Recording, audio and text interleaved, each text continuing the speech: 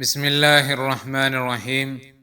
اللہم صلی علی محمد النبی الامی۔ حضرت ابو سعید خدری اور حضرت ابو ہریرہ رضی اللہ عنہما دونوں نے بیان کیا ہے کہ رسول اللہ صلی اللہ علیہ وسلم نے ارشاد فرمایا،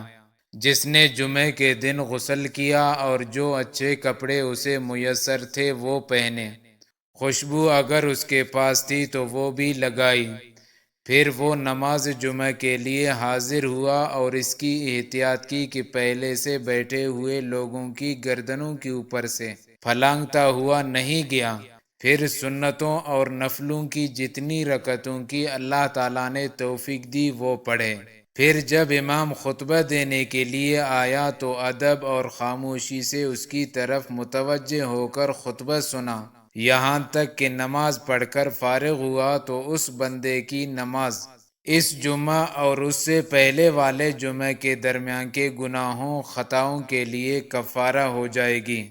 لہٰذا مسجد میں ہر اس چیز سے احتیاط اور اجتناب کرنا چاہیے جس سے لوگوں کو ایذا پہنچے اور باہمی تعلقات خراب ہونے کا اندیشہ ہو، جیسے پہلے سے ساتھ بیٹھے ہوئے دو آدمیوں کے بیچ میں گھس کے بیٹھنا یا لوگوں کے اوپر سے پھلانگ کے جانا وغیرہ،